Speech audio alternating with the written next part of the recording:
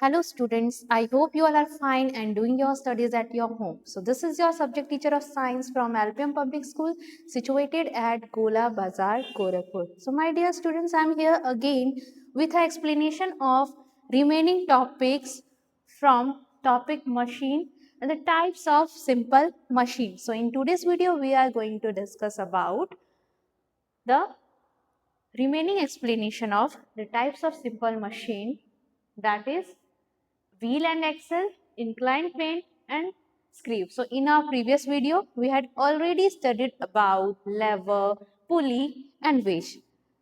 In today's video or today's class, we are going to discuss about the three remaining types of simple machine. Okay. So first, our first topic is wheel and axle. So my dear students, this simple machine has a circular part called the wheel attached to a smaller rod called an axle, and the axle is attached to the center of the wheel. Look at this picture. This is a picture of wheel and axle, and this simple machine has circular part like this. Okay, and these wheels are attached to the smaller rod called axle. Okay, and when axle moves, the wheel turn around it. Okay, so we can easily move heavy objects using this arrangement. I hope it is clear to you. So some example of wheel and axle are the steering wheel of the car, bicycle pedals and roller skates. Okay. So this was about the wheel and axle. I hope you understood it. Now, next is inclined plane. So what do you know about inclined plane? In the explanation of wedge, I had already told you that inclined plane is a surface whose one end is raised to an angle and other is at the ground. So this is a inclined plane. Okay. So students, have you ever seen a wooden plank being used load or unload goods from a truck? It is an example of inclined plane. I hope you understood it. So example for inclined planes are slides or sloped roads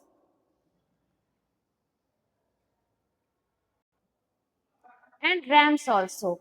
Now students, this was about inclined plane. Now let's come to the last types of simple machine, that is screw. So students, you had already used this screw. This screw is used in your classroom also. Your desk is set with this screw. So what do you know about screw? Screw is also a kind of simple machine. So students, screw is an inclined plane wrapped around cylinder. Okay. So students, it is used to hold object tightly together. Some examples of screws are bottle caps, jack screws, nuts and bolts that are used in your classroom desk, and many furniture that are used at our home also. So this was the example of the screw. I hope you understood all the types of simple machines very clearly. And now we are going to study about next topic, that is making machines efficient.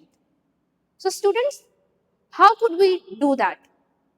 How could we make machines efficient. As you know that machines make our work more easier and we do it quickly. But to get the best result, it is important to keep them working efficiently.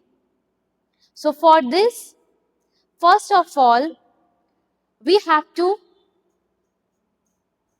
care about its cleaning. So students firstly remove dust and dirt from machines to keep them running smoothly. And the second is lubricating. So students apply oil or grease to moving parts to reduce the friction and wear and tear. Next is tightening. So students, for this, check and tighten any loose bolts or screws to keep the parts of a machine in place. For example, in your classroom, sometimes the bolt or screws of your desk is loose.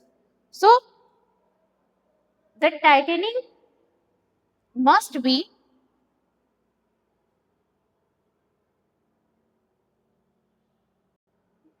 checked to tighten the loose bolts or screws. So, next step for making machines efficient is avoid overloading. So, students, do not use machine to do more work than it is designed for. For example, do not carry too much weight in a wheelbarrow and use the right tool. Make sure to use the correct machine or tool for the job. For example, use a knife to cut only vegetables and not a screwdriver. You know very well, if we have to cut vegetables, that time use knife. Don't use screwdriver. Okay? So by taking care of machines and using them properly, we can ensure they help us to do our work efficiently, on time and effort. This is not, or sorry, this not save only our time, but conserving the resources also. So this was about making machines efficient and the explanation of this chapter is completed now. I hope you understood all the topics very clearly. Now your turn to study it and grasp it. Thank you, students.